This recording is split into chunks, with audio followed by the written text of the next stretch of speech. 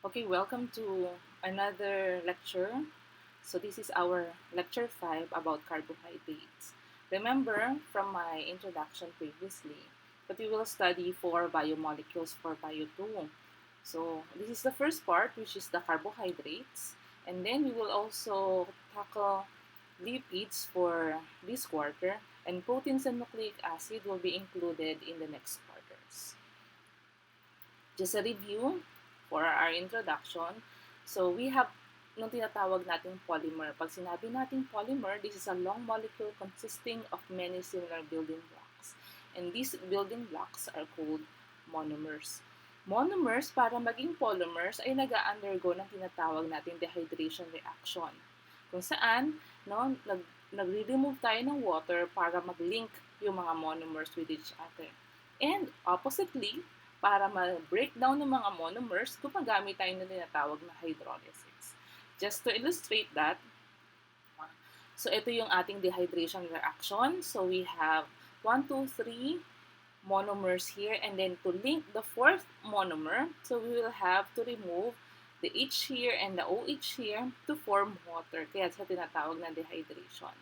Now, to break down the polymer, so magkakaroon din ng insertion of water. Of course, these reactions are catalyzed by enzymes. So to illustrate that, I have an animation for that. I hope makuha ng audio natin. Most biological molecules are very large and are built by assembling small molecules, or monomers, into long chains. The resulting molecules are called macromolecules, or polymers. A process of linking monomers, called dehydration synthesis, involves the removal of 2 hydrogen atoms and 1 oxygen atom to form water. One way this might happen is diagrammed here, where several generic monomers are shown with OH groups that could be used for linking. The animation illustrates the joining together of monomers by dehydration synthesis, catalyzed by a polymerase enzyme, and the reverse process, in which added water results in hydrolysis, catalyzed by a hydrolase enzyme. Okay? So, carbohydrates, pag sinabi natin carbohydrates, it's also known as sugars. Or yung sugars ay pwede siyang monomer or polymers of sugars. Okay, saan ba ginagamit ang carbohydrates? One, pwede siyang maging source of energy. So we have sugar, famous sugar na ginagamit for energy, the glucose, sucrose, fructose, and galactose, and others.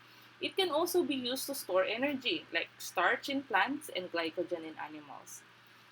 Carbohydrates can also be used to build some structures like cellulose in plants and chitin in insects. Okay, sa carbohydrates, so para tandaan niyo nung basic or nung building block ng carbohydrates, so tatlo lang ng kanyang important na elements. So C for the carbon, hydrogen, and oxygen. Kaya siya tinawag na carbohydrate. Carbo, high, and hydrates. Okay? So, this is the basic composition of carbohydrates. So, most ng mga carbohydrates natin ay nakagantong format. So, depende kung gaano karaming ganito yung ating molecule. Okay? So, laging ganito. So, isang carbon, dalawang hydrogen, isang oxygen kasi ganito ng kanyang configuration. Okay. Yung simple sugars, tinatawag natin itong mga monosaccharides. Pag sinabi natin monosaccharide, isa lang siya, isang unit lang siya. So based on the number of carbon of monosaccharides, pinapangalanan natin siya. It can be a triose kung tatlo ang kanyang carbon, pwede siyang tetrose kung 4 ang kanyang carbon, pwede siyang pentose for 5, and hexose for 6. Yung sumunod naman, pag meron ng dalawang monosaccharide na covalently linked, tinatawag natin itong disaccharides. Oligosaccharides, ito yung meron siyang 3 to 10 monosaccharides na covalently linked. Though some other people, kinoconsider na nila si oligosaccharide as polysaccharides. Pag sinabi kasi natin polysaccharides, chains of monosaccharides, actually marami siya. Okay? Pero sa iba, para ma-differentiate yung fewer yung units, dun sa mas maraming units, So, pwede natin gamitin ng oligosaccharides for 3 to 10 monosaccharides and polysaccharides for more than 10 ng kanyang monosaccharides. Or 10, more than 10 ng kanyang units. So let's talk about monosaccharides. So, ang monosaccharides ay meron silang, katulad sabi ko sa inyo kanina, no? Ganito nung basic formula niyan. For example, yung pinaka-famous na monosaccharide, which is glucose, ito yung kanyang configuration. So, meron siyang 6 na carbon, kaya 12 ang kanyang hydrogen at 6 din ang kanyang oxygen. Okay? Okay, monosaccharides are classified by the location of the carbonyl group. So, natandaan niyo last time, in-introduce ko kayo sa mga functional group. So, yung mga monosaccharide, pwede siyang ma-classify as aldose or ketose based on kung saan makikita ng kanilang carbonyl group. And pwede rin silang ma-classify based on the number of carbons in the carbon skeleton. Ito nung sinabi ko sa inyo kanina na tetrose, triose, no? So, yun mga yan. Okay. For example, so we have here aldoses. Ito nung carbonyl group natin ay nasa dulo. No? Ito ng mga aldoses natin. And ketoses, yung carbonyl group natin ay nasa gitna. Okay, nasa gitna nung structure natin. Okay, so doon tayo sa triose. Example ng triose, so we have the aldose type of a triose. Tinatawag natin itong glyceraldehyde. And we have the dihydroacetone. Okay, dihydroxyacetone. So ito yan. So, ang pinagkaiba lang pareho sila ng formula, pero nung location lang ng carbonyl group ang magkaiba. Okay? So, dito naman, we have yung mga pentoses, 5 carbon. So, we have the ribose, no? And then, we have the ribulose. So, magkaiba sila ng function. Ito ay nasa DNA, ito ay storage. So, this is an aldehyde sugar, no? And this is a ketone sugar.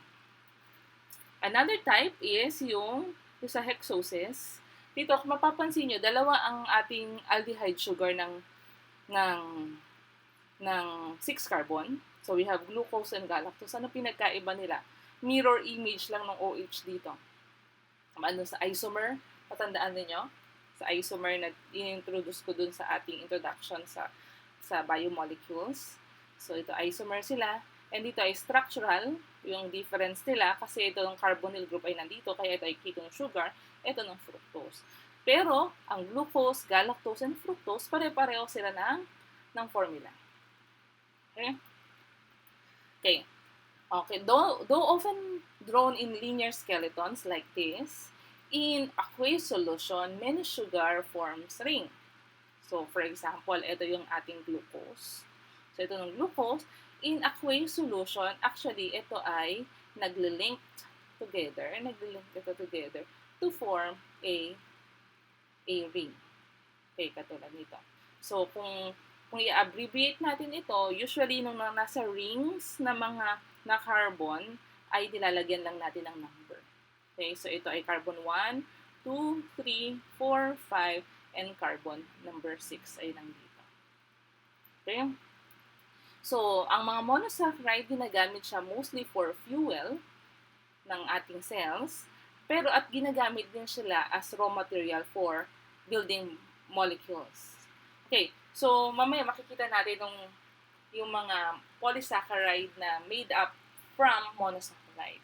So, bago pala yun, gusto ko i-introduce sa inyo, mamaya i-introduce ito, babalikan natin to. Merong dalawang klase ng glucose. We have the alpha glucose and the beta glucose. Anong pinagkaiba nila? Yung location ng OH group dito. Pag ang OH group niya, pag siya ay nag-ring, ay nandito sa baba, siya ay glucose, alpha glucose. Pag nasa taas, ito ay beta glucose. This is very important dun sa ating structural functions ng carbohydrates. Okay, punta tayo sa disaccharide. So, disaccharide is formed when a dehydration reaction joins to monosaccharide. So, this joining is via covalent bonding na tinatawag nating glycosidic linkage.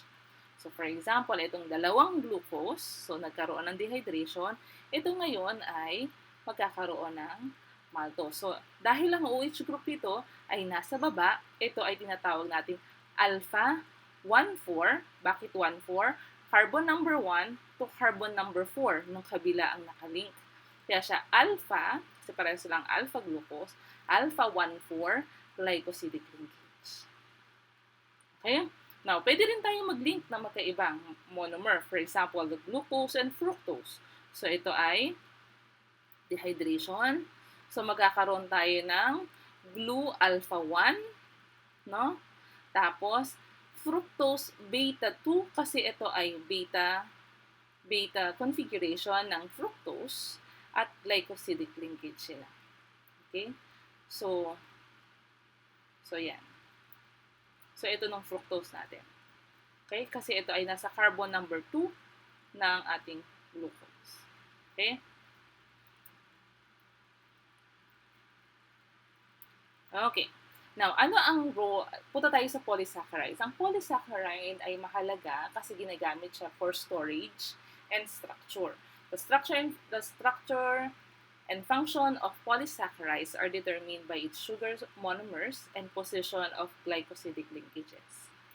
Okay. So, storage polysaccharide, punta muna tayo dun sa first function ng polysaccharides, dun sa storage. It can be starch. Ang pinakamadaling example ng storage polysaccharide ay starch.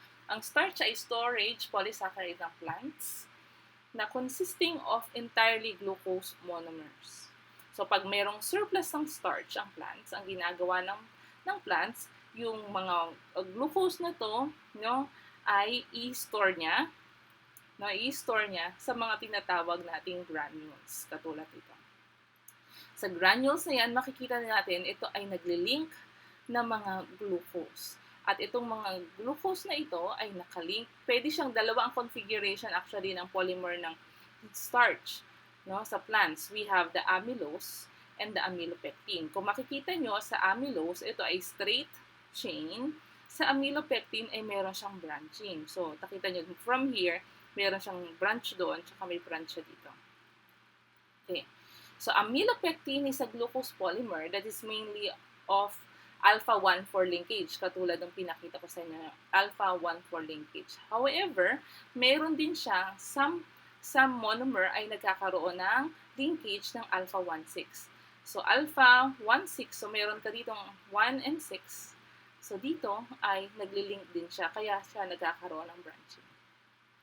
Okay? So, yung iba ay nagkakaroon ng linkage. So, alpha 1,4, ito, yung 6 carbon itong glucose na ito ay maglilink sa carbon number 1 sa isa. Kaya tayo sa amylopectin ay mayroong branching. Okay? Alright. Now, for animals, storage in animals, kung sa plant, meron tayong starch, sa animals, sinatawag natin itong glycogen. Sa glycogen, ang glycogen is also polymer of glucose. So, ito ay makikita natin sa cell. So, katulad dito sa mga granules na to, tinatawag natin itong glycogen granule.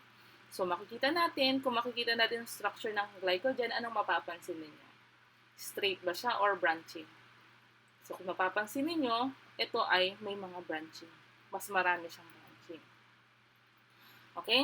So, katulad ng sabi ko sa inyo kanina, meron din katulad ng sa amylopectin kanina, meron din kasi itong alpha 1,6. Okay? So, hydrolysis of glycogen in these cells releases glucose when demand for sugar increases. Okay? So, the glycogen is mainly stored in our liver and in our muscle cells. Okay? So, katulad ng sabi ko sa inyo kanina, no? Ito yun. Glycogen, kung i-compare natin si amylopectin compare kay glycogen, few lang ng alpha 1,6 ni amylopectin, pero kay glycogen ay mas marami yung ating alpha 1,6. So again, this is alpha 1,4 and this is alpha 1,6. This highly branched structure permits rapid glucose release kasi kung mas maraming branching, cleavage ng glucose monomer natin ay mas mabilis. Okay? So, pwedeng itong sabay ay mag-cleave, no? Kung maraming branching, hindi katulad kung straight siya, isa-isa. Okay? So, kailangan natin kasi na pag in-need tayo ng energy, kailangan ma-release agad siya. Okay? Alright. Structural polysaccharide. Ang polysaccharide can also be used as structure. For example, yung cellulose. Ang cellulose is a major component of the wall of the plant cell. At katulad ng starch, ang cellulose is made up of glucose. However, magkaiba ang kanilang glycosidic linkage. Kanina sabi ko, babalikan natin yung alpha and beta configuration ng glucose. Sa cellulose kasi, instead of alpha, yung ating mga glucose, dito sa cellulose, beta yung mga glucose. So, ano din siya, 1,4 din ang linkage, pero beta yung kanilang monomer. Kaya ito ay beta 1,4 linkages. Anong difference nito? Katulad sabi ko sa inyo, di ba? Nandito ng OH. At dahil magkaiba ng kanilang location, yung kanilang configuration ay nagtiplif. So, ibig sabihin, yung OH nito ay opposite or nung alternating.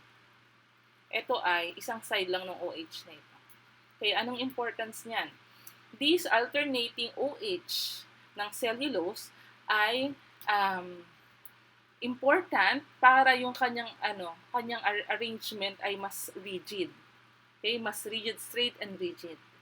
Okay? So, nung straight and rigid na configuration ng cellulose, pag ito ay magkakasama, ito ay pwede siyang mag-form ng bundles na tinatawag nating microfibrils.